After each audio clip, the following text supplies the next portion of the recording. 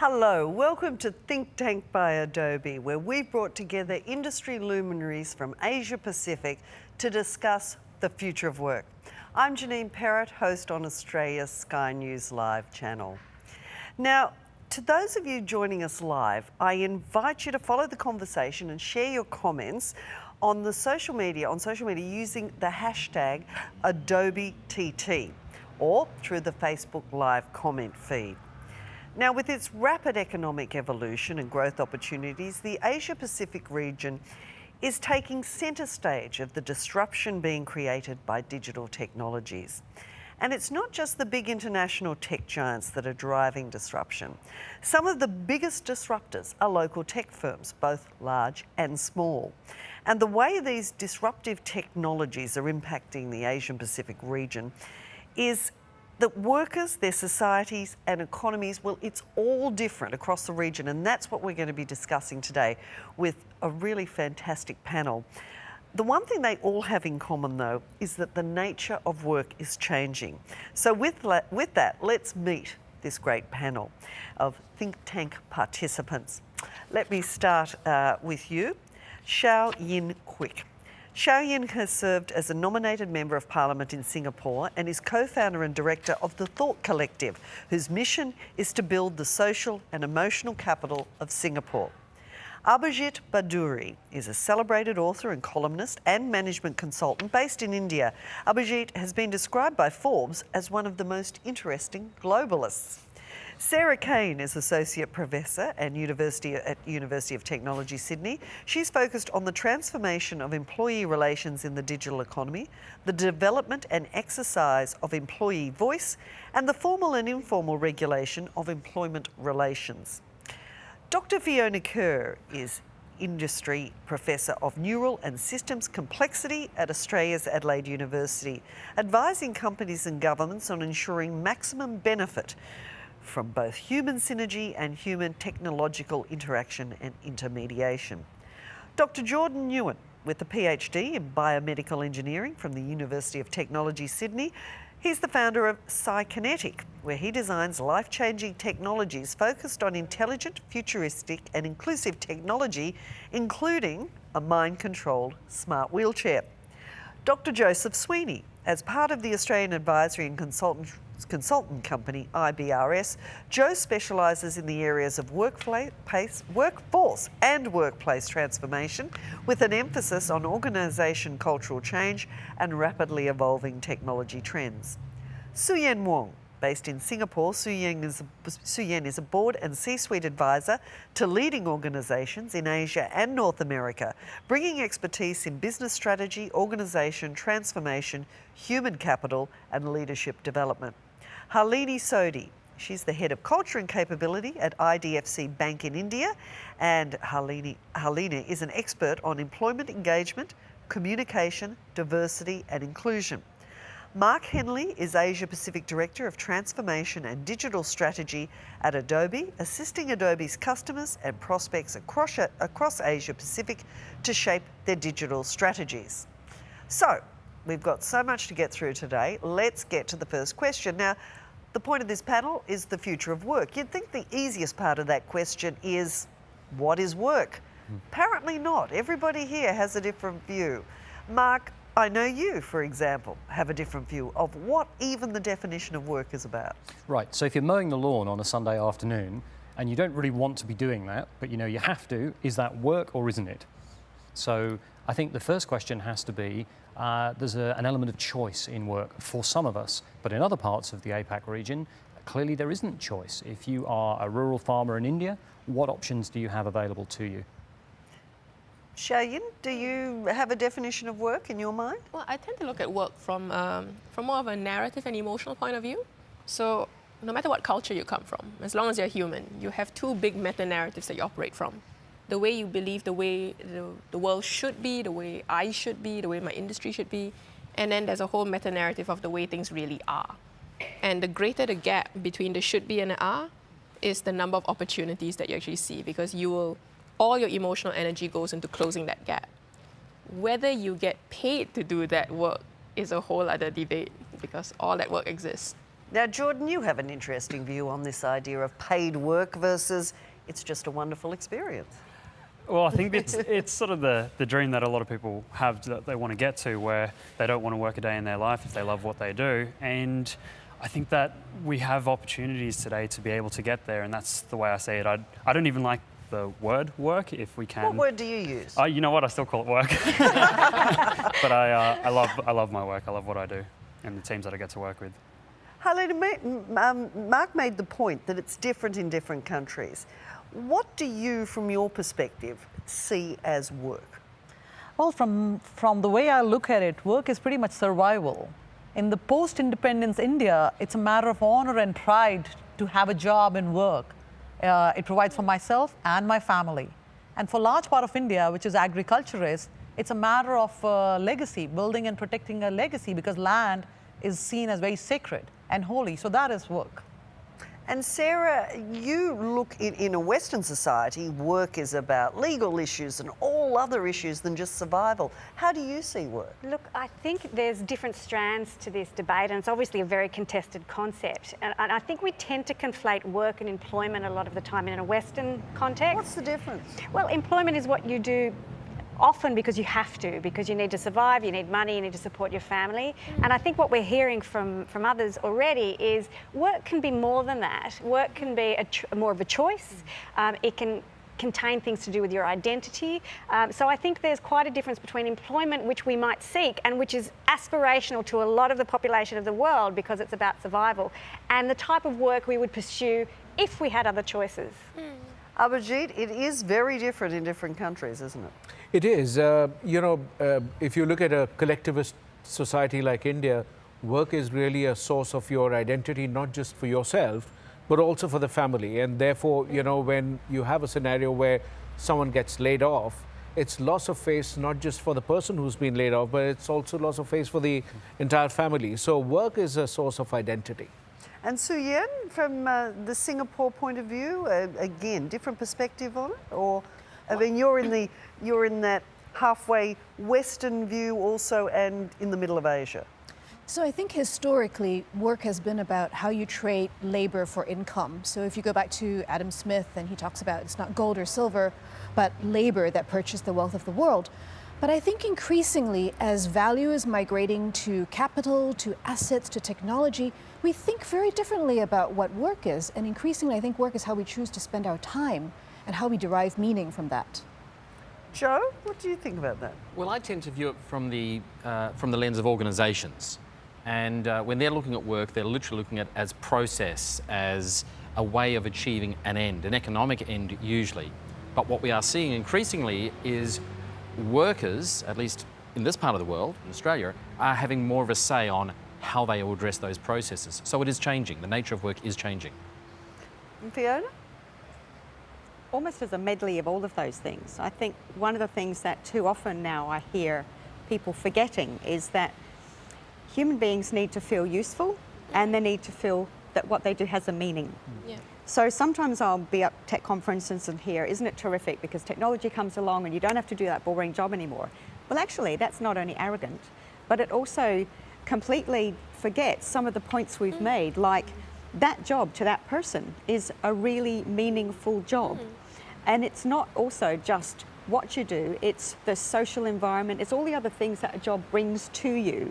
It's your sense of identity, it's your capacity to look after your family. It's a huge array of things. And so we underestimate all of those in just saying, well, tick, you don't have to do that boring bit anymore. It's a much larger picture than that. So when we talk about the future of work, it's pretty clear because we all have definitions, work will be around forever. That's the good news. But what disruptive technologies or new business practices are just over the horizon? So we're not talking way out there, we're talking the ones that we will see. What are the ones that will have the greatest impact on work and workers in this region? Jordan? The technology space is obviously something that's advancing and changing very rapidly, and I think in the past we had to deal with what we call disruptive technologies, things that really change the way that we live and the way that we work.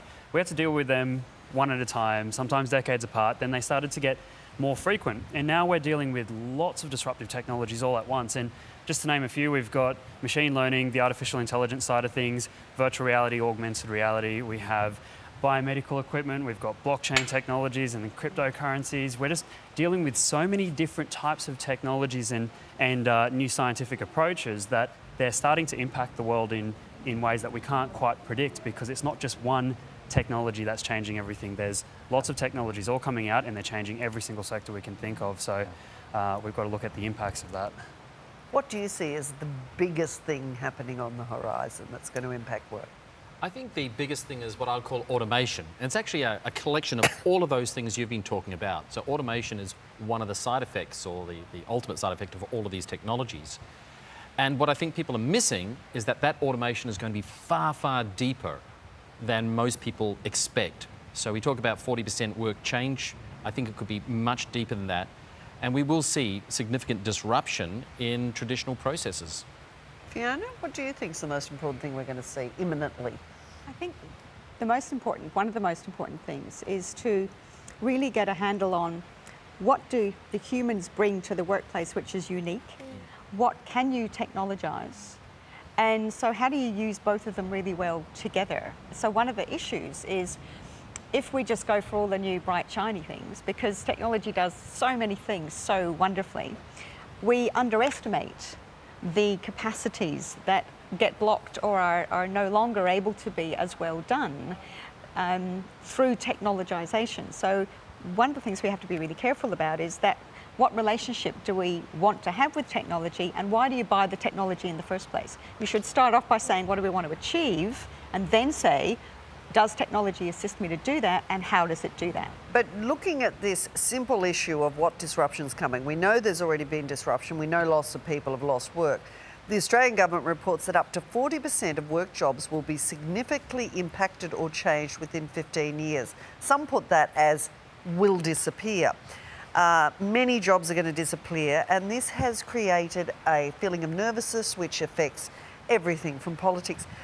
Do we agree with this assessment of the dramatic change, given Jordan says we're in the midst of it already? Xiaoyin? I tend to see it as technology has always been disrupting the way we work, right? And Simon Sinek once talked about how there's this golden circle way of looking at things, right? He says start with why, and then it goes into how, and it goes into what. If we live and think about work just in the realm of how and what, that is the realm of great uncertainty. How we do things and what we do will always change. And if that's where we live when we think about work, then we're in big trouble. But if you start with why do we do the work that we do, and I'll go one step deeper to think about who are we that we do this work, then you'll never be disrupted. If I may give an example, a study was done on a census of the population in England and Wales from about the 1870s for about 150 years. And they were looking at the number of people that were involved in the job called washing of clothing. So during that time period, the population clearly almost doubled, but the number of people involved in the washing clothing profession significantly plummeted because of indoor plumbing and electricity and washing machines and so forth. So I think that this is just a different way of thinking about the new kinds of technology that are going to come about, and it's been happening in lots of different ways. We're just at the next wave of what's going to happen in terms of technologies. I also think we need to be careful that we don't cede control to technology. These are not foregone conclusions. Yes, technology is advancing at an incredible and exciting pace, but we have agency over what happens to us and to our workplaces and to our organisations and to our societies. So I think it needs to be a balancing act between harnessing the potential of technology, but also making sure that we don't lose a sense of agency over what happens. We don't have to have 40% obsolescence. We can think of ways where we work together with technology. It's not beyond our imagination. If we can do all this wonderful technological stuff, we can certainly think about what this means for society. And I think, if I may, I think that's one of the difficulties in this debate, which is that the history of technology is that the unpredictable consequences far outstrip the intended use. So the penny farthing bicycle in England in the late 18th century doubled the birth rates in local villages because it enabled women to get from point A to point B and seek different suitors.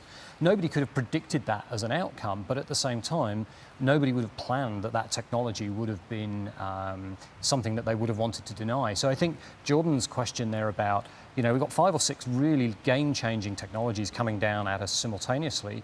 We have to be really careful that we don't inadvertently cede that control that you're so attached to, because we actually can't predict the consequences. And the risk is that we throw the baby out with the bathwater, and the ability to solve for climate change, for example, goes away because we try and artificially constrain against things that we don't want to have happen. Isn't this more a matter of the why question that we were asking Yes. earlier? And I certainly don't see that asked sufficiently by senior technologists, and certainly in Australia. Why are you asking for this new ERP system? Why are you asking for this social media or whatever it is? Yeah. We need to be getting back to saying, why are we doing this and what is the intent within the organisation? And But I think that's where the element of choice comes in, which is that perhaps for the first time, we have an option to offer choice that allows organisations to be people-centric, not process or technology-centric. And I would hope that more thoughtful organisations would put their people first, and that people relate to customers and relate to better results. We'll get to how employers handle it in a minute, but what we're talking about, and just to put it in perspective, I mean, it's being called the 4th Industrial Revolution. We've had mention of the earlier revolutions, and of course work still existed, it changed. I guess, and we will talk about the technology a bit later, but things like artificial intelligence, this 4th Industrial Revolution, is that what we are going through? Jordan? Absolutely. I mean, I think we're seeing it in headlines all the time, and sometimes, and quite often, it is sensationalized because people start to worry. We worry about the unknown. We fear the unknown. Well, 40% of jobs are going to go, apparently. Absolutely, and we're always focused on what we're going to lose. That's the thing. The jobs that disappear, other jobs turn up, and so what we see over time is this shift in change. And I think one of the problems we're looking at is organisations and companies. They want to know what sort of technologies are going to impact them, and in some cases they lose sight of the purpose behind any sort of innovation, any sort of drive to actually take in these technologies. They lose sight of that because they're trying to keep up with all the other competitors and all the disruptions that are happening. But what we're looking at here is artificial intelligence is one of the many things that are going to change everything. AI is something that people are worried about because of the jobs that are going to go to automation and AI. But we see a displacement of jobs. I've seen one example is in China, AI and robotics used in agriculture. These drones would go out and spray the fields, spray the crops, and that would change the sort of jobs that were being used in that region. So farmers, instead of, farmers who'd never used technology before, instead of going out there and spraying the fields and possibly inhaling a lot of the chemicals, some of their jobs were changing to going and actually spending a little bit of time each week going into a place where they could work on a computer and actually teach the AI what's a tree, what's a fence, how should these drones move throughout. Harlina, is this issue, is it a communication problem that the fear factor of the 4th Industrial Revolution is worse than the reality of it and different in every country, for example, your own? Absolutely. I tend to completely agree with that. There is this big myth around the 4th Industrial Revolution, and as a case in point, robos are the children of the 4th Industrial Revolution. They are the 5th generation. We are still talking of millennials. I think the conversation needs to move on to this robos at workplace. With the humans, cyborgs, and robots, what is the interactions going to be? What are the experiences going to be? Who's planning for them? Are we thinking about those things? So yes, I completely agree. But can I also lend a perspective on how we define disruptive technologies? We're talking very much at the upper end of the spectrum in terms of AI and robotics and so forth, but there are millions of people in the world for whom solar electricity, a light bulb, a tractor, those are truly disruptive and actually changing their lives. So I think it is really a broad spectrum, so I think it's important for us to keep that in mind. Abhijit, what do you think of the 4th Industrial Revolution debate? So I think it's really like a digital tsunami because, it's really reshaping, that there's going to be some devastation for people who are unprepared. There is no doubt that the skills with which people have worked, when you take that skill away and sort of industrialize it, I think a lot of meaning needs to be created for people again. Yeah. So while there's a lot of thinking which is going on about how do we automate stuff, how do we use technology, I don't think there's enough debate about the ethical aspects of it. I don't think there's enough debate about how do we reskill people. And we are telling people, it's your problem. You learn the skills, you stay employed. Well, that is my next question, because that's an area I know we all had different views on. It's the change for workers. Now, I'm going to ask you to try and make it specific. What do you think are the top 3 skills or mindsets that are going to be needed for the future worker? And this brings us to that contentious word STEM or STEAM, science, technology, engineering and maths. Is this a first world problem that we're all worrying that our kids need to code? Is it a broader problem? Because I know there's an argument, do we need the leaders first or people to learn STEM to be the leaders of tomorrow? But let's drill down to the beginning of how we handle this and how we train the next generation. Joe. First of all, look, I love the concept of STEM. I prefer to call it STEAM, which includes arts, so science, technology, engineering, maths, arts. But unfortunately, the way that people often translate that is let's teach kids to code. The origins of STEAM are not about technology. It's actually about a form of thinking called constructivism, which is fine. I absolutely think that constructivism gives students and the future workers a great mental framework, one of many, to approach solving problems with various technologies, with all the tools at hand. But it's a thinking methodology, not about teaching kids to code, because one of the jobs that's going to go, I think, in the future, very soon, is coding. We're going to see a lot less coding jobs. That has a big impact for some of our neighbours in the region as well. Shayin, what do you think of the issue of STEM and what skills, what we should be training the next generation right now? I mean, I think what was valuable that the whole debate about STEAM, STEM, stream, whatever, right, brought to the fore is that we need to get back to the basics of what education is about. Our education systems have been churning out educated people with a past tense to it versus like creating learning people. There's always constant present about it. So if we train people to think mathematically as opposed to passing a mathematical exam, there's a huge distinction. So if I can teach someone to think artistically and think engineering-wise and think tech-wise, then you have a very powerful person who can navigate whatever change that comes your way. But the problem is a lot of education systems are not producing that kind of result, and they're not rewarding that kind of behavior. And I can build on that a little bit. As the learning leader of the companies that I've been, we would earlier hire a training team to do technical trainings, a domain-intensive training. That was pretty much the basics. But now I'm looking to hire behavioral scientists, life coaches, people who can run instruments like EQ, because we have to help our workforce do the emotional transition into this new technological era, if you will. Yeah, that's held out too in what you might think was an unusual place. So I have some colleagues who did some research in the finance sector to ask what the finance sector was looking for in its graduates.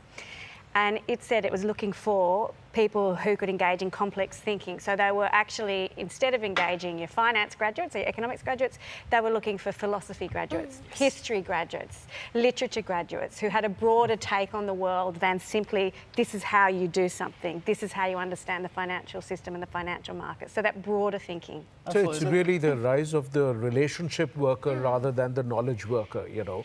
So I think that's the new skill set which is coming in, which could be, you know, the way that you talk, the way that you understand others, can be a lot of that, but that's really the shift. I like how Abhijit brings it up because it's really important to see it's not about a thinking people, not just complex thinking, but complex thinking and complex feeling and complex relating. Because complex thinking people produced a lot of problems in our world. They don't know how to relate, they don't know how to feel. You kind of need all things coming together, head, heart and hand. It's a big combination of all those things. I mean, you need to have those hard skills. That is what we sort of churned out before. And in the past, I think it was a big problem with the way that the education system worked before to what works now. It's just changed, it's shifted. In the past, we had Encyclopedia Britannica, you know, it was fact for decades, and the way of teaching was to gain that knowledge and to impart that knowledge. And now what we're seeing is a new generation coming through, where these new generations coming through, if they've got their own motivation, if they've got their own why, their own purpose, then when it becomes self-directed, we start to see amazing things coming out. So amazing designs, and so that adaptability, that ability to harness the tools of knowledge, of technologies, of anything out there to be able to create any sort of innovation, that's important. Sonia? Suyin?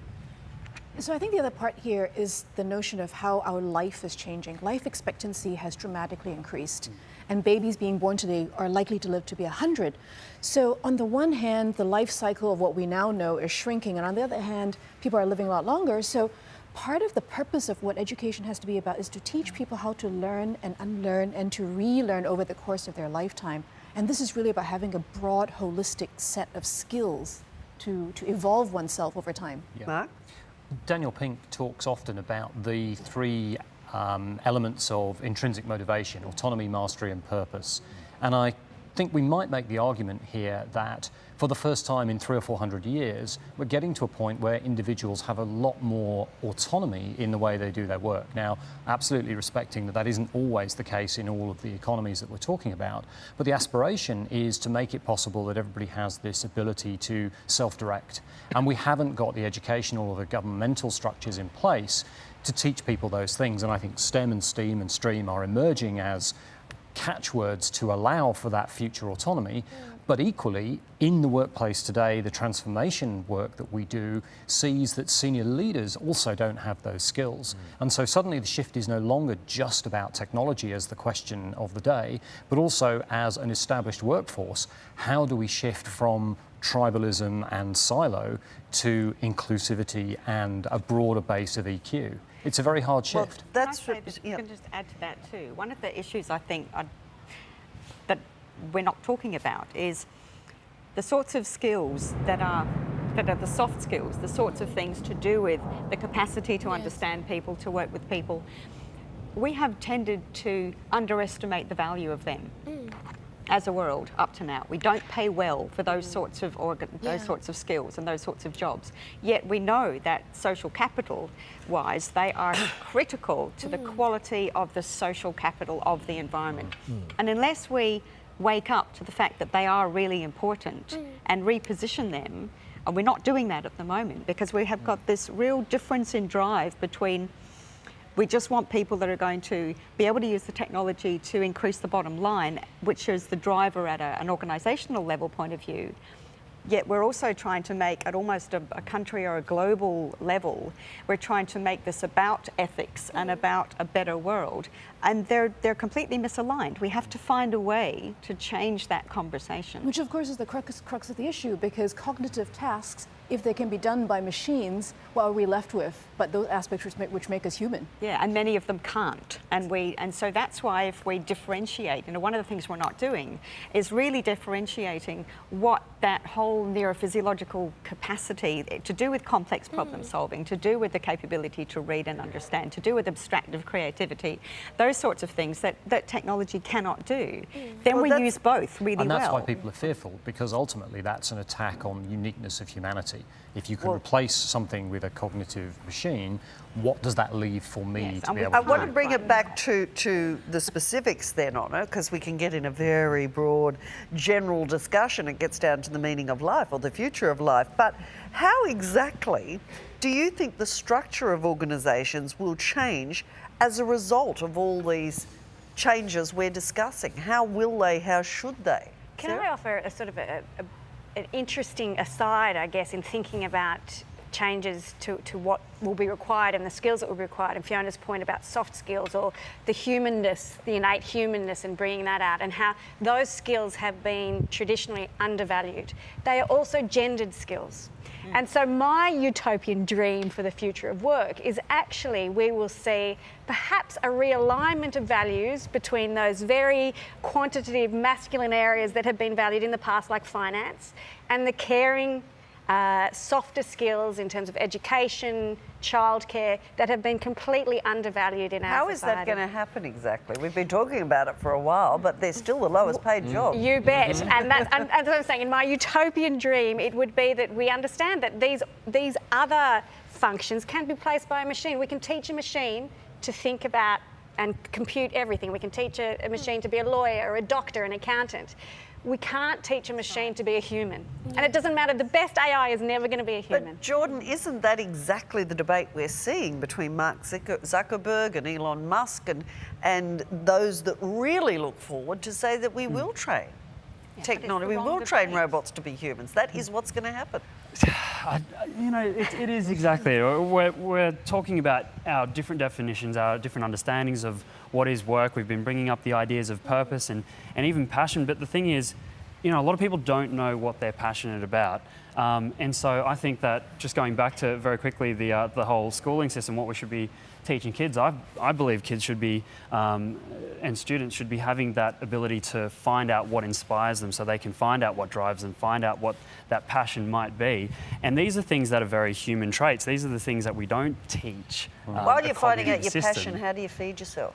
How do you feed yourself? Well, you do that while you're a student, I think. That's the main noodles. It should be starting younger. I think it's really important that we don't duck the question about artificial intelligence and its ability to replicate in some form what we regard as fundamentally human.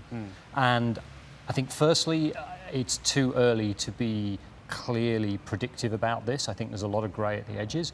I think the evidence so far is that it is, as a discipline, proceeding more rapidly than many have expected.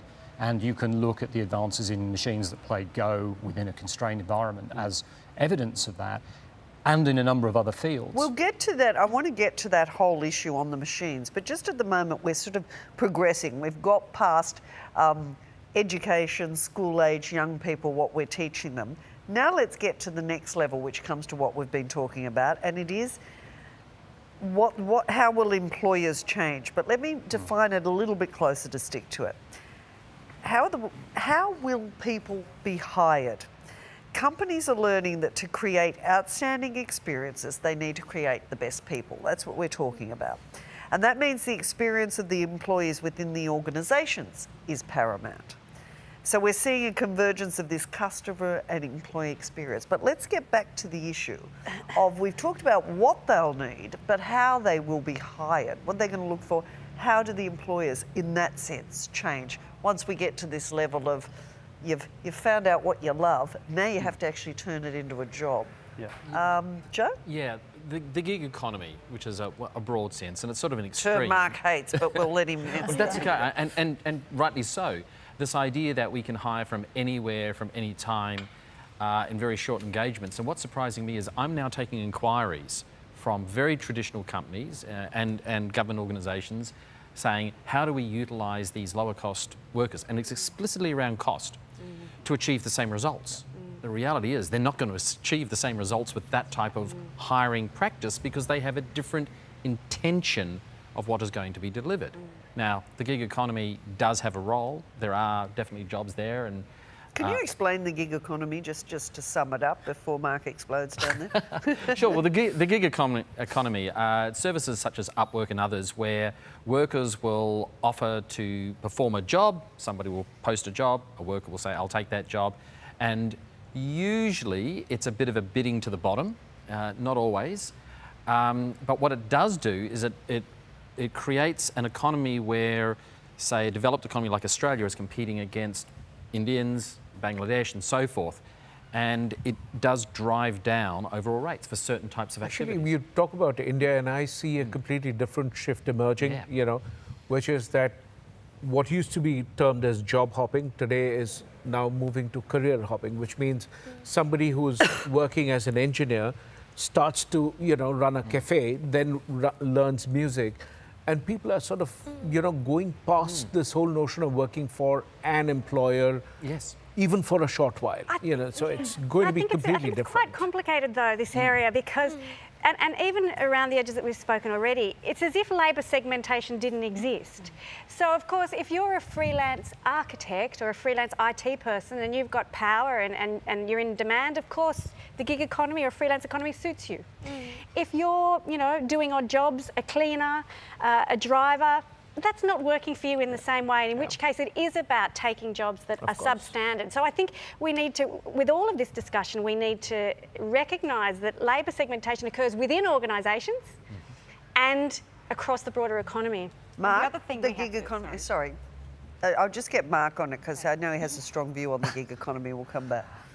I think it's a very polarising conversation because on the one hand, it's clearly causing closed opportunity markets to open, and the disruption that's taking place there is positive. Increased competition, increased utilisation, wider opportunities for those that didn't have them. On the other side, the removal in many cases of representation and rights for individuals is a problem. Are we willing to put up with those in a short-term basis for a longer-term gain which allows for a wider benefit for all? And I know, Sarah, you're very passionate about the workers' rights part of that, and I think that's perfectly appropriate. But I also think there's an argument to be made that, you know, something like Uber isn't just about replacing taxi services.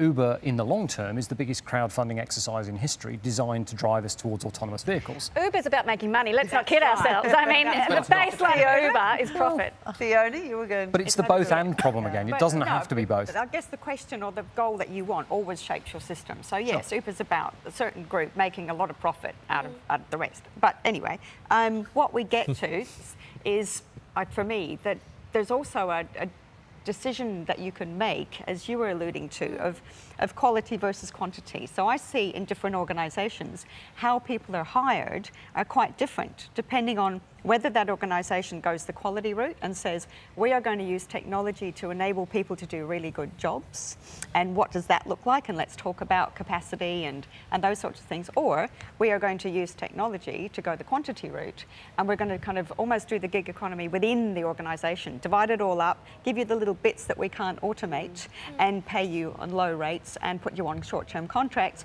and it completely changes. So I think there's not one, what will technology do? This still is about us making decisions. We decide what basis we are going to hire people on. And I think there's a really important issue here, which is what is the role of businesses in broader society?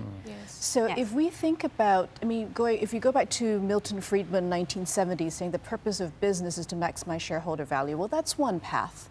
But if we say that actually these issues are all interconnected, and to the point, Fiona, you're making, which is, okay, you're trying to drive profit, you're trying to drive value down, you're trying to the individuals, then what does that mean in terms of the implications to society? So let's take an example. Let's say you are a company that used to hire 10,000 people in your manufacturing plant.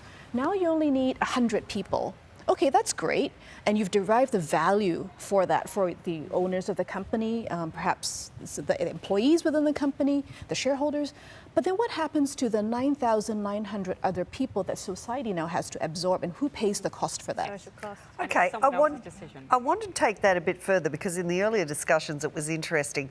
I want to talk about the relationship between this continuing change, which is driven by technology, and the ability of people in both work and their personal lives to cope with it, especially where it's imposed on them by the employer.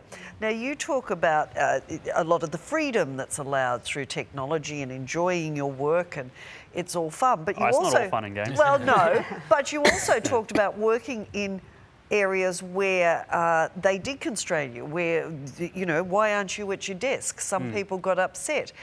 How do the two work together, and where do we go on that?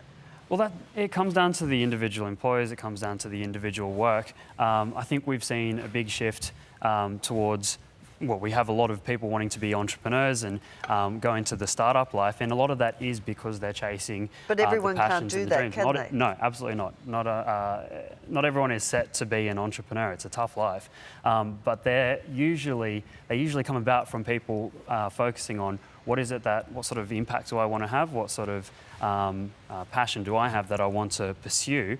Do I want to pursue my passion over working for someone else on something I'm not actually really interested in just to live for the weekend? Or do I want to move towards something that I'm actually really interested in? And can we do that within a company that we're working for? If you have all of these things imposed on you, like time at your desk and those deliverables, well, if you've got that imposed on you, like the ways of working of the past, I used to have that.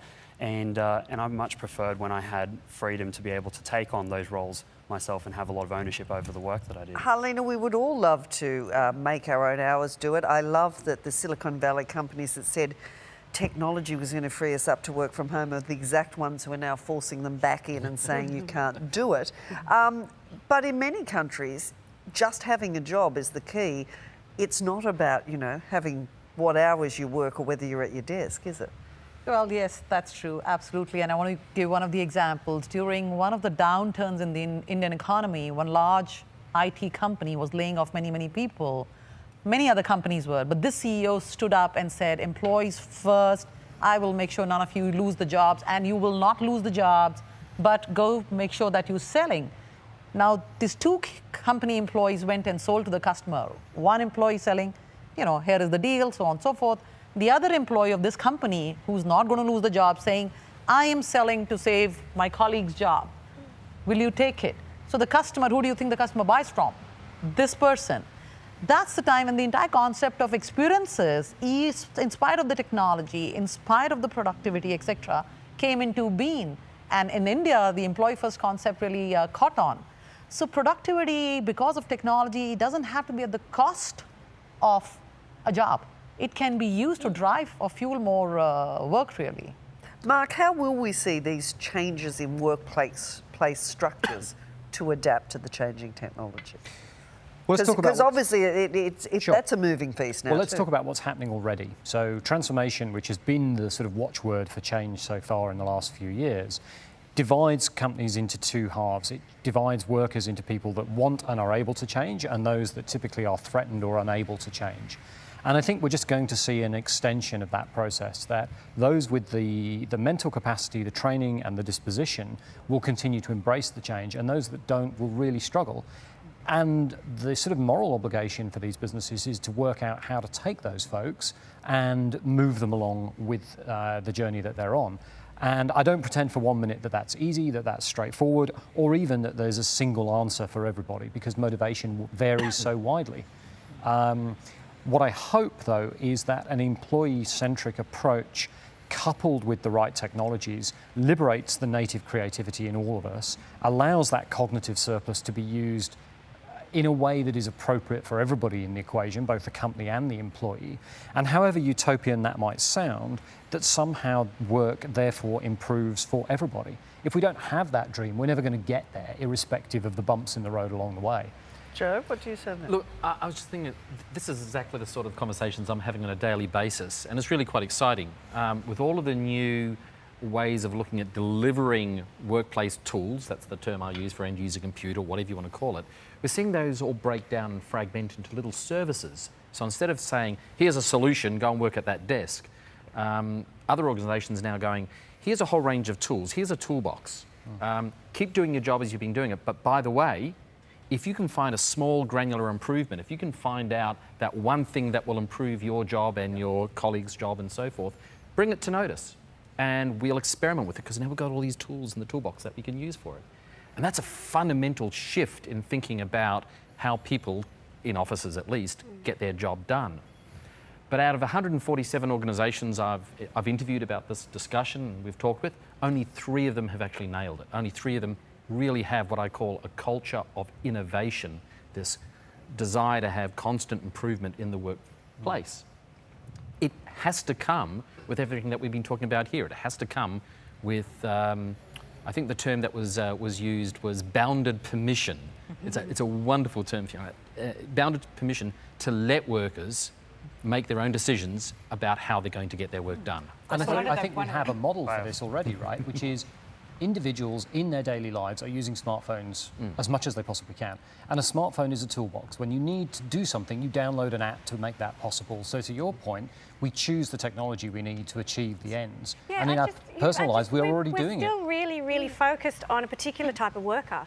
If I'm a contract cleaner cleaning one of our downtown office buildings, I'm sorry, this conversation has very little relevance. If I'm serving you a cappuccino, your morning coffee, I'm sorry, it doesn't have very much relevance. What are you going to unleash in me? What entrepreneurial innovation? Actually, I probably just want to know that I'm making the coffee, I want a nice exchange, I want to be paid properly. Very basic and usually not achieved. Okay, well, here's a question that somebody came up on one of my television shows. Putting it bluntly, what jobs do people who aren't very smart do? What's their future of work? We talk about people who have the luxury, they're going to be trained, but not everybody is going to be able to adapt. What are those It's jobs? actually not about the people think that it's the easy jobs and what you're calling the dumb jobs. Well, get- that was the yes. question. I'm not saying that, but I'm It's just saying actually- not everybody is going to have a university education No. or can adapt to new technology. Those ones aren't the ones that go straight off because a lot of the roles in that area are actually really hard to automate. Yes. The ones that go are the middle level ones. So around, cleaners are always going to be needed. Well, yes, because they're dexterous. There's all sorts of reasons why Aged that's care difficult. workers. And that gets back to the point we talked about of a lot of the things that are coming up when we have the discussions around the robot nurse, the robot carer, those sorts of things. Again, they're the things precisely you cannot automate, and they are the things we already don't value highly. Exactly. Yeah. But So hold it's on, a didn't really Japan difficult issue. automate aged care workers Yes. with robots? Oh well, there's Can't completely replace the human, you though. can't. Well, apparently when they did a survey of the elderly people who didn't want them, they preferred them. They only prefer Yeah, but they them. don't do everything. Yeah, and they only Oh, prefer sure, them they when do. they're not under a stressful or allostasis type of condition. Once they require someone to come and assist them if they're either upset or in pain or those sorts of things, then they actually need, because of the neurophysiological connection with other humans, that's when they need the person. Skills and work, one of the dichotomies is that work is getting more fragmented. So you can take little bits and pieces of work, which technology allows you to farm out in multiple places. And yet the problems that are there, they need an interdisciplinary perspective. And because of this shift, what you have is people don't find meaning because, when you are doing just one little box and then you don't find meaning in that. So the issue is also about how do we create meaning for people who are doing those kind of jobs. How do you? I think I want to bring like Fiona's point and his point together. Something that really disturbs me right now is this severe overestimation of how technology is going to save the world, which comes with this subconscious subtext that, oh, human beings aren't that great. The robots can save us, so let's just give it over to the robots to do it, right? But seriously, if you were dying in a hospice in your last few days, would you rather have a robot or a human being holding your hand? But would you rather have a robot or no one there? See, this is the other problem is what we have an aging population, and there's no debate on that. We've got an aging population. Where will robotics play a role? Because the human can't always be there. The nurses and the doctors can't always be there. So where will robots play a role in something like that? Talent. I mean, there But are I think industries that's that... the tragedy. So we start to think, okay, so let's just use the machine to solve a human That's also problem. how we value but work. I can't get a many- girlfriend. Let me but get that's like the a wrong girl guy. robot to be Okay. my But girlfriend. this- Oh, this- it's horrible. Oh, then me. This is where it becomes, We're thirsty. this is where it becomes a values question. Yeah. Why don't we have enough people, particularly if Yes. automation has liberated 9,000 people? And I think one of the interesting questions here is that as Western society in particular has become highly materialistic, we're in almost a situation of post-scarcity. You can buy a t-shirt in Walmart for $1, right? You can clothe and feed yourselves pretty cheaply. Meanwhile, education, healthcare and cost of housing has skyrocketed out of all proportion. So the need to do work to achieve a certain standard of living still kind of haunts us. And if we can't achieve that, then we have problems. And then you end up with people having to do subsistence jobs simply to survive and being removed from choice. So how do we switch the world? Because we are not letting people move, to opportunity areas. I mean, yes, there are places which are graying, but there are also economies which are very young. Yes. But so until we actually figure out that, this is not a national problem to be solved. A lot of these problems cannot be solved by an individual country. It has to be looked at as a humanitarian issue and therefore move the people where they are not finding jobs to those places where they don't have people. I want to go back to that was such a beautiful, that exchange was to me almost the nub of often we're asking the wrong questions. So it is not do we have the robot or nobody, it is getting smart enough to know when we need the human there for that last 5 minutes. So I just did a 2-year study on the neurophysiological impact of touch and eye gaze on healing and trust. And it was around when do you use the robot nurse, when do you not? And once we know that stuff, because we know that in that stress and tenseness. 5 minutes with a human, retinal eye lock, means that the whole body changes. It means that the other things where we don't need that so much, we can work on automating so that we do it smartly, so that we don't have the choice of you have a robot or no one for your last 10 minutes. You shouldn't have to have that. You shouldn't have to have that. Well, so in we're an using- ideal world, you In an should, ideal but world. that's not how governments That's work. But that gets back to what do we want out of automation and technology? And we don't ask those questions nearly enough. Well, I want to ask one. We talked about Japan as an example of it, but we've seen a strong uptake of bots in China and Japan, but far less in other Asian nations. To what extent does culture affect the selection of tech and how it's used? Sian? So I think in many parts of Asia, it's still a very communal-oriented culture, right? It's the group as opposed to the individual, which perhaps gives us some pause for hope around how we think about what that means for us as humanity. Because what I worry about is that we are losing this notion of soul. Soul at an individual level, an organization level, and perhaps even a societal level. So when we talk about education and what that's supposed to do, very often it's about, and then in Asia you hear this, study hard so you get a good degree, so you get a good job, so you can get a good paycheck and so forth to acquire all the things that you need to acquire. But then we start to see the effects in the workplace, 20 years, the incidents of mental illness, stress, going into schools. I think we need to ask ourselves, is that the kind of life and society that we want? Harlene, getting back to that question though of culture and how that affects the selection of tech and how it's used, what do you see? Well, I was thinking about it when you asked that question. So culture is really shared experiences and fixed geographical location.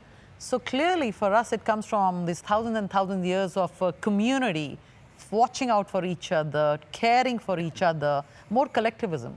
So in our part of the world, that's the way even the selection of technology perhaps will have to be made. Is technology going to help human emotional needs?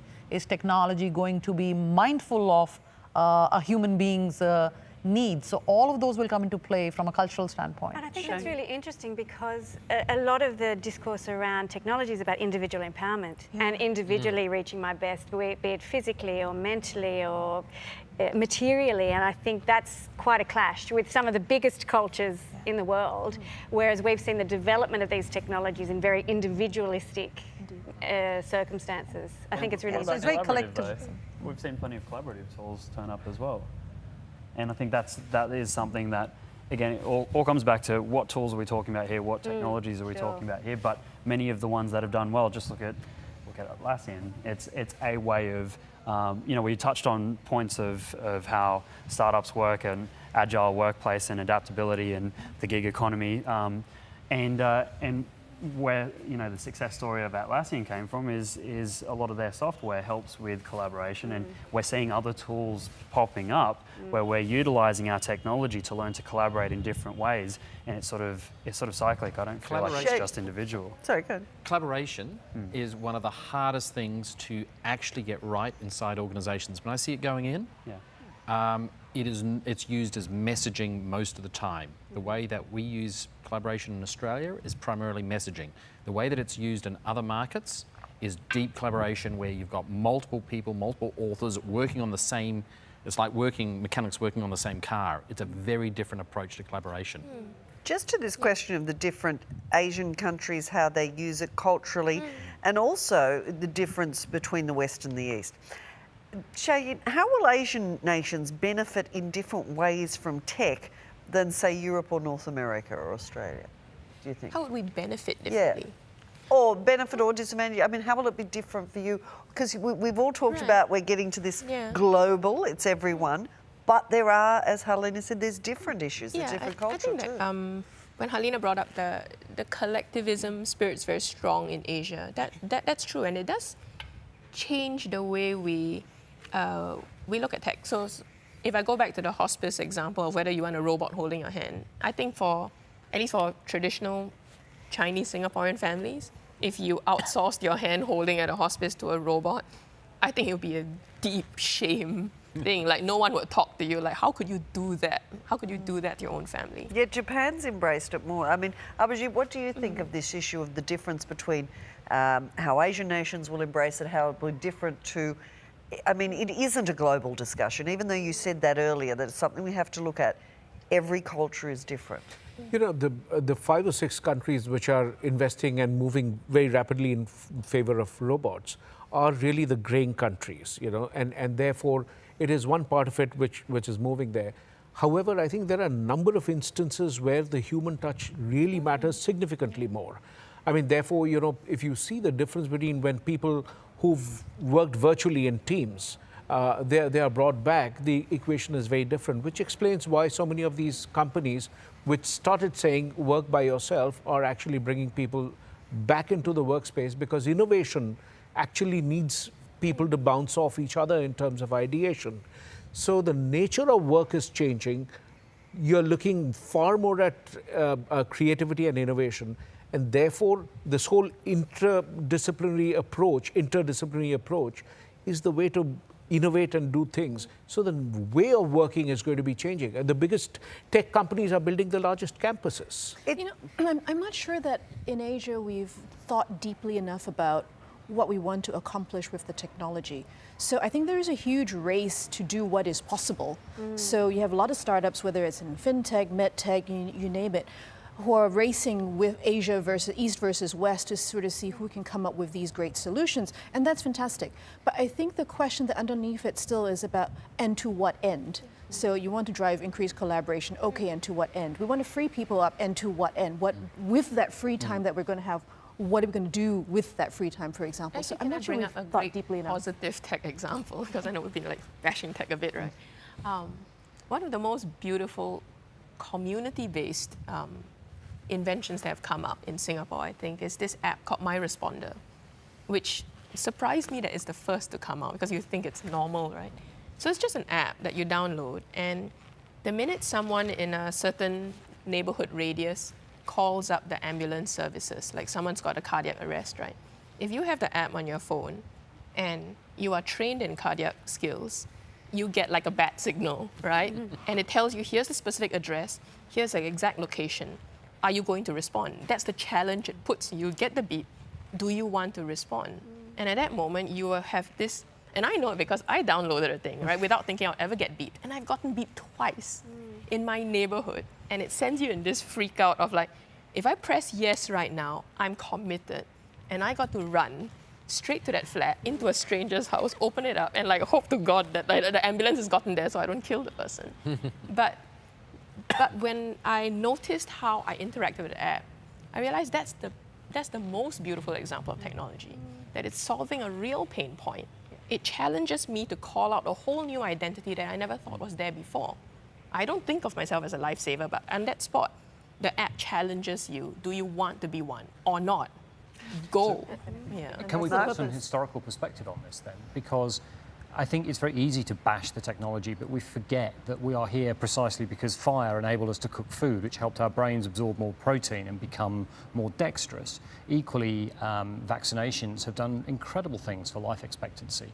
Neonatal care has made it possible for babies and mothers not to be crippled and dead and so forth. And we are in a technological infancy here. The conjunction of all of these new things, particularly I think AI and robotics together, are opening possibilities that we are simply not able to discern over the horizon. And that's part of the difficulty of then making predictions about education and the future of work, and why the values conversation keeps coming up in this debate. And therefore, I think we have to be clear that the uncertainty is okay, that we have to learn to live with this ambiguity if we are to be in any way comfortable with what the future looks like. And teaching organisations about ambiguity. Goals, though, those things are human-centric goals. They Yes, are to do something absolutely. really useful, which means that you can be comfortable because you're going together on a journey of how do we make this happen. Yeah. Whereas if the goal is, you know, specific profit or any of the other sorts of things, then it's a completely different road and it's a completely different way that you get there together. Yeah. Sarah? I think there's an interesting point here. I think ambiguity and uncertainty are one thing, and you can't plan for those by their definition.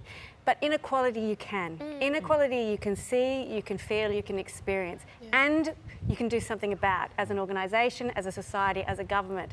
And so I think we need to be careful of not saying, well, it's ambiguous and uncertain how that will happen.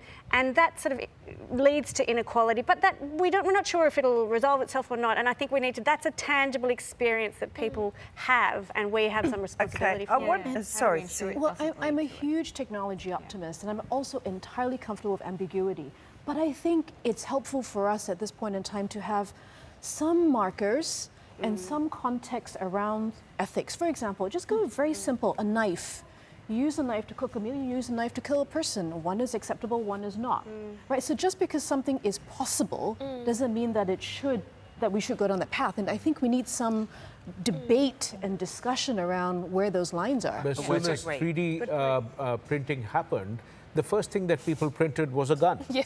You know, and here when it was being developed, it's going to be used to, you know, if something is broken, we are going to use it. So I think the issue of ethics is becoming far more important than it ever was. Yeah. And that's a conversation I think enough companies and individuals and societies need to have. It's crazy that the dark web was created by one Yes. person. Joe? Look, I think what's interesting here is we talk about this, that we don't know where technology is going, and that's completely false. You can go back 70 years and you can watch video reels of what technology was going to look like in the year 2000, and they absolutely nailed it. But what nobody gets Where's right. my flying car? Well, we got those. but what they actually nailed, what we find very hard to nail down is how do people then use that tech? What are the social ramifications? Yeah.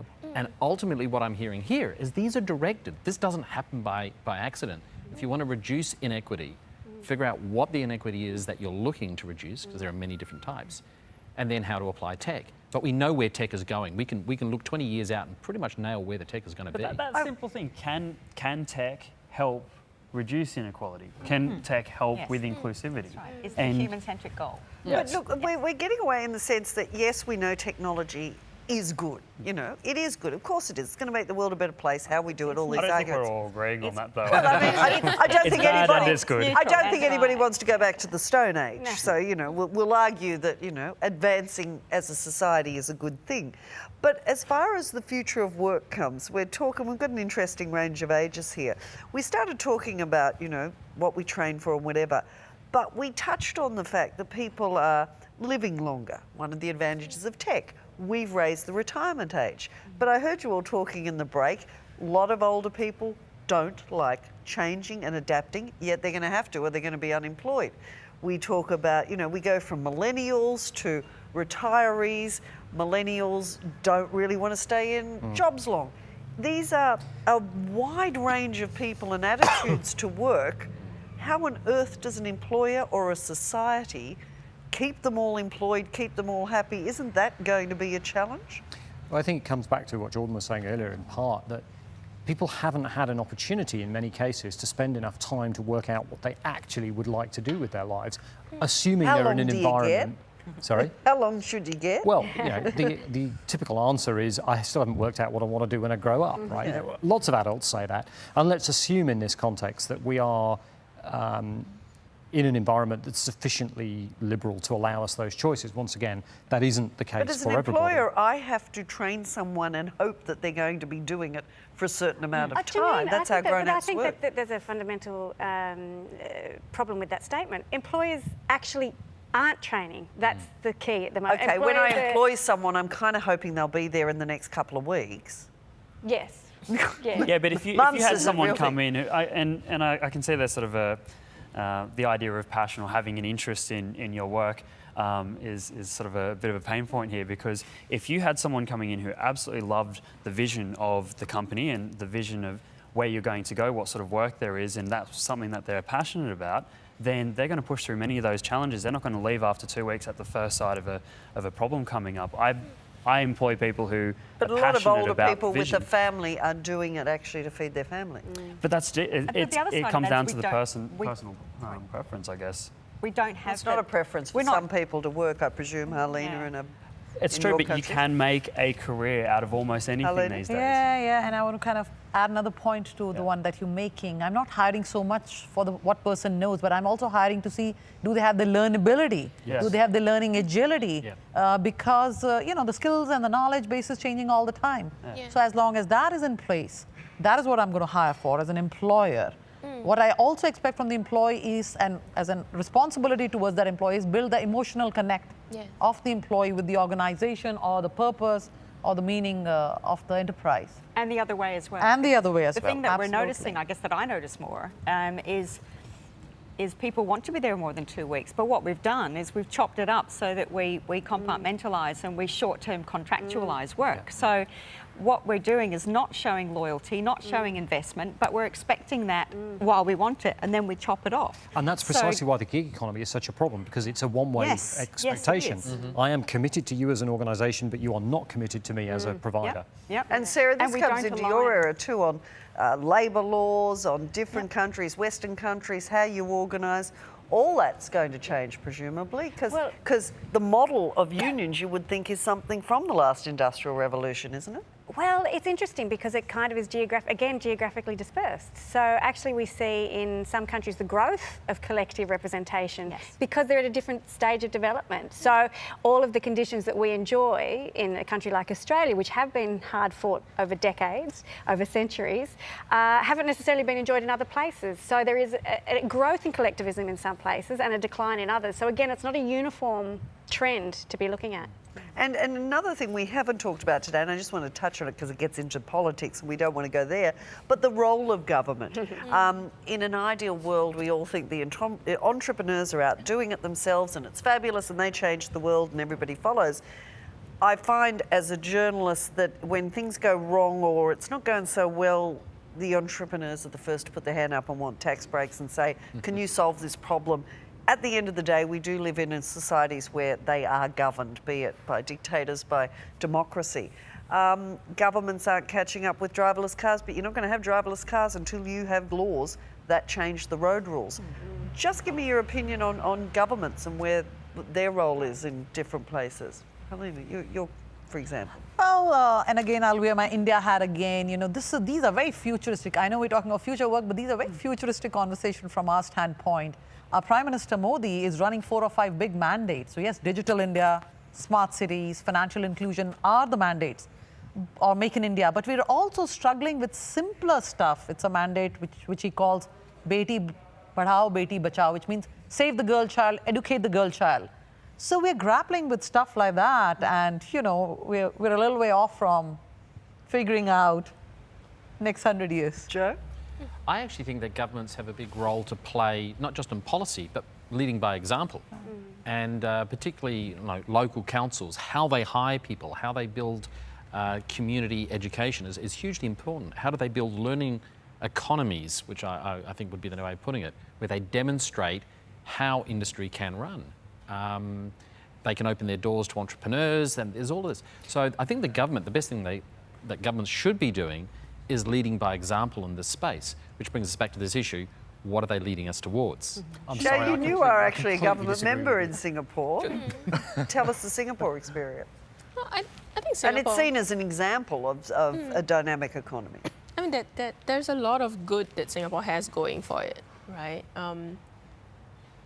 The Singapore government is, in the end, the biggest employer in our country. Right, so it has a great lever of change in that sense. So one of the big signals it sent was to say, like, okay, we're not going to look at paper qualifications that much anymore. There was a big grouse among people, right? That on one hand you're saying like skills are important, but on the other hand you're still hiring paper qualification people. So the government said like, okay, fine, we're going to make that shift. So that was received like well, but that's very recent. So how that will cascade down the years. We'll see. Mark, you're living in the UK now. What's that like? Cold, mostly. No, I didn't mean, that. From a government point of view. Look, I carry 2 passports. I'm an Australian and a British citizen. Oh, dual citizen. Not a member of Parliament. Yeah, so no commitment either way, foot in both camps kind of thing. I think that there's a second question about government, which is who affects more of your life on a daily basis, your government or your technological allegiances? And there's a fun question that you can ask people at dinner parties about, which service would you give up most quickly? Would it be Google? Would it be Apple? Would it be Amazon? Would it be Facebook? And which, if you had to pick one, would be the one that you would choose? And of course, the answer to that question is you'd kind of very reluctantly give up any of them, let alone settle on one. And I think the government question's a bit like that. And the reason I sort of get hot under the collar about it is because I think that governments are designed to manage in an adversarial way in terms of risk and lowest common denominator practices for the mass. And that's fine, and that's as it should be. Entrepreneurship is exactly the opposite of that. Entrepreneurship is designed to be extremely lightweight, extremely agile, focusing on a singular problem. And the two things are at opposite ends of the spectrum. So for government to lead in that environment is almost definitionally impossible. I work with at least one government who's not designed that way. So they have sort of a 30-year timeline. Yeah. And the questions that they ask are things like, how do we ensure that the short-term requirements of making money out of really good technology aligns with the social structure of, yes, we will have less people working, and how do we redistribute wealth of that and worth and those sorts of things. And one of the, we go into interesting things like, if we make decisions around, we want organisations to make quality decisions, quality partnerships with artificial intelligence. So do we go as far as to say, if an organisation makes a quantity decision and just uses people as, fodder, then do they actually get pinged by policy? And the people that build quality relationships get rewarded. I mean, there's an awful lot of things that can be done by intelligent governments with long-term thinking that join up the public, the private, and the social structures. I don't disagree, and neither am I arguing at that point. What I would say is that large-scale majority Western governments, certainly in the UK, Australia, and definitely the US, have got a very different position that they have to inhabit. But that's what they can do. Good governments can do that. Notice I pointed out councils, and there was a specific reason for that. When I look at what councils are doing, they tend to have longer-term vision, and I'm going for the Australian perspective here. They have a longer-term commitment than some other government agencies because they go through less machinery of government change, which is adversarial, very much so. So I think that, it's when I talk about this, it's leadership, not policy. And my problem, and I've researched policy extensively, when government puts out policy around how technology is going to be used in education or whatever, it gets transmuted into just absolute gibberish so often. Policy decoupling is very, very common in the tech to policy space. But when it gets implemented, when it's being done as a learning culture, and that is possible, you can see some great things happen. Will this be fast? No. Will it be at the higher levels of government? No. It's probably going to be down at the ground level of government. That's what I'm seeing here in Australia. When I look at what's the experience in India, you find this polarization that people who are at the upper end of the economic curve, they tend to sort of create their own little islands with their own security, their own water system, their own, all the services, their private hospitals. And it's actually the rest of the people are left to fend for what is available. So the lowest common denominator actually gets distributed, right along that economic spectrum. So I think when policies are being made, whether it's for work, I mean, the people who are impacted more are the ones at the lower end of the spectrum, which is why the need to have the debate on ethics, the need to have a debate on inclusion, justice, is not a philosophical, fancy little thing that we need to do, but it's a very real way that we need to define work. And if I just add on that, I think there's a secondary challenge for government. So number one, of course, every government needs to take care of their citizens. But the second one is, how do governments work together to help define some of the frameworks and guidelines? Whether it's the NATO equivalent to deal with some of the new technologies and what's possible and what we should and shouldn't do. These are transnational issues because the technology is completely porous. Yeah, and we haven't done it yet. Yeah. Jordan, what do you think on this? Because you're the epitome of an entrepreneur. I presume you did it without any government help. Not a lot, no. But I think even entrepreneurs, very briefly, entrepreneurs are themselves also driven by different outcomes, different desires. And And so when it comes to, a lot of my work on that front is in the social space. So being a social entrepreneur, the rise of social businesses, social enterprises, the B Corps, a lot of those are driven by a desire to see some sort of change. And I think that there should be a lot more support. There is slowly growing government support for it, but when I'm saying slowly, I mean slowly. I'm not seeing a great deal of it. Well, I'm going to go around. I've got two things I want to get to before the end, but just following on from the government discussion, I'd like to ask you all what recommendations and activities you put in place today to protect existing businesses or the nations from these changes that we're talking about that are sweeping the globe. I mean, what would be your advice to government or to businesses at the moment? What are the things that you think education. we need to do? Yes, absolutely. One single piece, if you're going to impact work, rethink education. That's completely obsolete. You think education's the main issue? Without doubt, that would be my first, second, and third recommendation. Yeah, and I would second that, and I want that to be the main focus, because it's a solution that we already know, but no one seems to be doing it, and I am empathetic to the complexity that government faces, because so Singapore is trying to do that. They've got this whole skills future thing, and they're trying very hard to tell the people it's about skills, not about paper. But as long as the people themselves still say, nah, it's about the paper, let's just pursue it still, and then the government's caught in a very, very tough place. I can't change the people, even if I wanted to. Joe, that comes back to the discussion we'd all had earlier about what comes first, STEM, training good people to be the leaders of tomorrow, or the leaders who will train STEM. So if education's the issue, and we have a leadership problem, what do you think is the important, what advice would you be giving, or think is the single most important thing we've got to do? The single biggest predeterminer in a child's long-term life outcomes, academic, mental health and so forth, is actually how many books are in the home. It's really comes down... Old-fashioned books? Or? Old-fashioned books, yeah. You can't just give a computer and expect them to read. It's a human modelling behaviour. And so what I'm saying with that is you've got to start really down at that level. If we're going to change the future of work, the worker, we need to be right down into the home. So there's some big government policies right there. So I actually believe that we need to take a strong leadership. We have to have strong intention within leadership. The question is, do we have those leaders? I suspect we've got some. Do we have enough? Not yet. Fiona?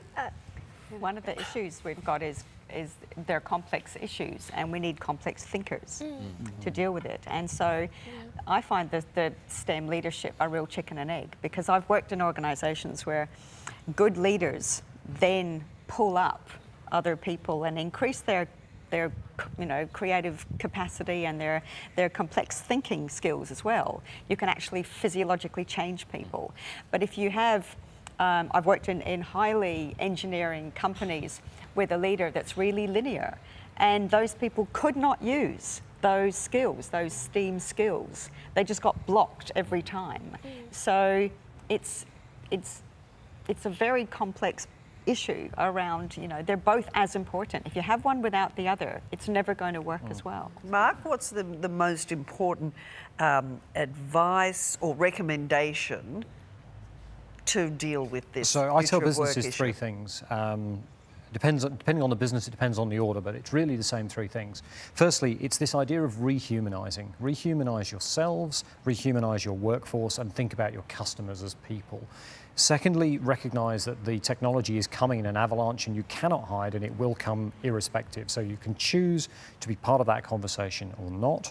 And the third thing is that it's a good opportunity, that this is a positive influence, and you have to decide how that influence is going to affect every part of your existence, whether that's you as an individual or you as an employee. And in fact, there probably shouldn't be a great deal of difference.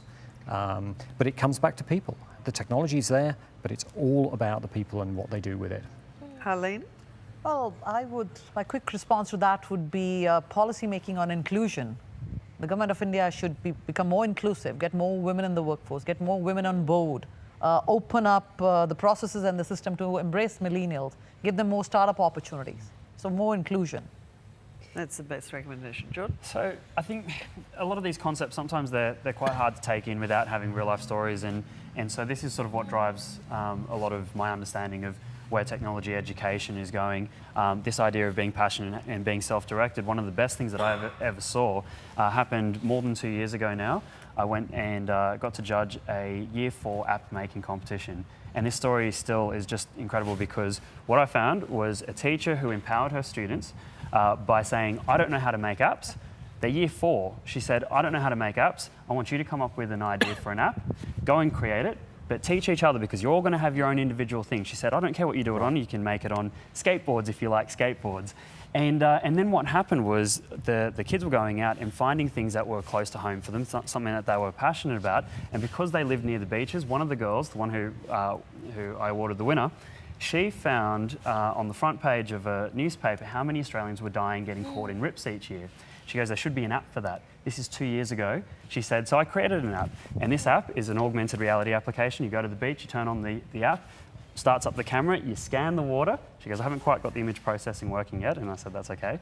I'll let that one go. You scan the water, but then words pop up. And then she looked into universal design principles because she said if they were in English, only people who could read English would understand it. So she put red crosses where you couldn't swim, smiley faces where you could swim. And that was her way of tackling this social issue, this problem of how many Australians were dying in rips each year. And she applied amazing levels of STEM understanding by being self-directed. And I thought that was incredible. Because she had the STEM understanding. No, she went and learned it herself. She went and learned She went and learned it. But it's education is what I'm saying. Yeah.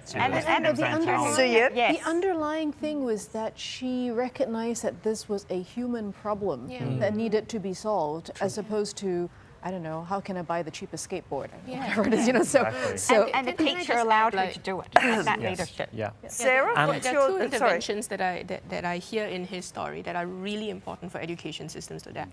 Number one, teachers can't be teachers anymore. Teachers have to be facilitators of learning. Facilitators. Yes, and that's a huge distinction. How do you shift a teacher to a facilitator coach of learning? You're not the arbiter of content. But don't you think they've always done that to an extent? No. Passionate. Okay. You're a coach. Passionate teachers Very quickly always. on that, one of the most brilliant things she said was, once you finish, come back and teach me. Yes, that is how a facilitator speaks. Sarah, your single recommendation that you would... Is that business models, and we've heard some really good examples of social business models, but the business models themselves aren't neutral, and neither is technology as it's evolved. It's used in particular ways, and I think that we just need to be careful that we don't presume that there's a sort of neoclassical neutrality to the market for technology and the market for business around technology, and that I think should be a sort of caution as we approach policy. Okay. I'm going to finish with the whip around on, because somebody said earlier, I think you said we're a bit down on technology. You've given your recommendation, but given this is about the future of work and that overriding issue, the message that we seem to be getting, media's probably at fault, is that at least 40% of the jobs are going to go. There's uncertainty, there's change. I'm one of those people who think, I don't know when disruption became a good word. So I want you to finish with each of us telling us something positive, the best thing you can see about the future of work, the positive message, the reinforcing message, be it the best thing, a story like that you think's there, or something to encourage, or a good thing, or if there's not, just say, well, the best thing is I don't know, it could all end up being good. Mark? I think we are at a pivotal time in history. I think that there are more people being affected by technology and change than ever before. I think it's clear that some of those outcomes are not going to be positive, and I am very concerned about that. Equally, I believe strongly that technology will answer innumerable difficult questions for us individually, as societies, and as a species. And I can only be optimistic about that. The future of work is just one tiny slice through that set of questions. But I think everybody here agrees that without those technology choices, we are literally back in the Stone Age. And so we must embrace them. We must be hopeful, and we must help those who are less able embrace the technology for good for their individual lives. Shayid? I think it's undeniable that technology expands our possibilities. It helps us play a very big game, right? But it doesn't tell us what game is worth playing and what are the rules of the game. So we have to be cognizant of the pain that technology can cause. And technology causes the greatest amount of pain when we forget the fundamental question of why does this technology even exist? Who do we want to be? Who do we want everyone else to be? Does this technology enable that? And so I always think about how does this technology help strengthen the amount of trust in society or take away the amount of trust? Because all human systems need trust to survive. Harlena? Well, I would say collaboration, really. I mean, it's not for nothing that Facebook snapped up WhatsApp for 19 billion. Just the ability to reach out, build relationship, get the smileys to talk about your emotions, do work, create products is the biggest whatever advantages. Fiona? I think technology is an amazing, transformative thing. It also can be used, very negatively. And so for me, it gets back to what do we want to enable? What's the question in the first place? So it's what do we want our world to look like? Whether it's my dinner table of do I want a child there with their phone, or a whole world of, do we use this in a fundamentally kind of fair way? So for me, I guess from my own lens of the technology and the neuroscience, I think we need to have a much better understanding of what don't you technologize, when is a human better, when is technology vastly superior, and when is that neutral, and start making much more educated decisions around what you drive, why you drive it, and where you drive it. Suyin? So I think the human story is one of progress, one of advancement, whether you think about printing presses or you think about artificial intelligence. So I think technology is going to give us lots and lots of options to make things a lot better. But I also think that in this process, we've got to make sure that we don't decouple work from life, business from society, technology from humanity. Abhijit? I think it's going to be, my view would be that it's an and world. Technology and the humanitarian pieces come together. And when you do that, it's an opportunity for us to rethink the notion of work, put the human being at the center and redesign it this time. The previous time was not like that. Joe? Absolutely agree with Abhijit. What I think we can do is take the transformation that is going on inside education, learning rather than teaching, and bring that into the corporations. Because when we look at the corporations that are really, the workplaces that are really rocketing at the moment, they all have what we call a learning culture. Some of them are in the tech space, but there are others in other engineering spaces. So there are ways of leveraging technology and constructive thinking around technology to enable that type of learning space to free up workers to have that time. At the same time, there are massive technological advances going on in other areas, in farming, in all areas of medicine and so forth, that is going to open up new roles. So I think that overall, I'm actually quite positive about where tech is heading.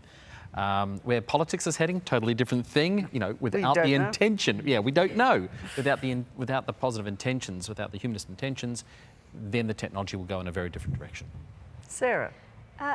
I think despite the conversation we have, that there are some positive things we can point to in terms of people's experience of work and collectivism.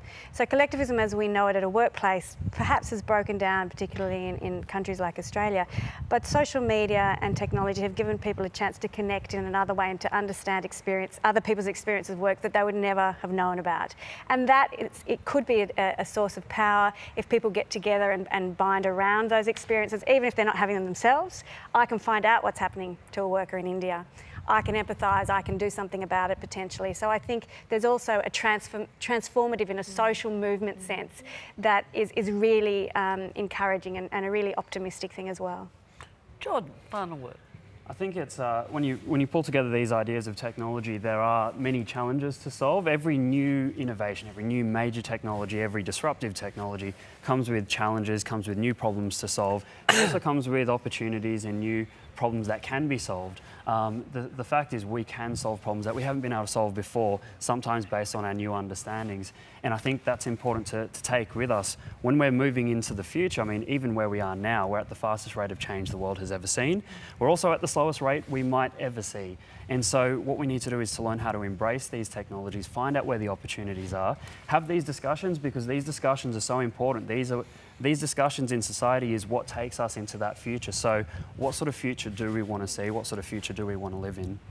Unfortunately, we've got to leave it there. I want to thank you all very much. A fantastic panel, great discussion. As you say, there's a lot more to come. And I want to thank everyone who's joined us for this live discussion for the last 90 minutes. But it's not over. You can continue to follow the conversation on social media by using hashtag AdobeTT and visiting adobethinktank.com for more content coming out of this event. Thank you all very, very much. Goodbye.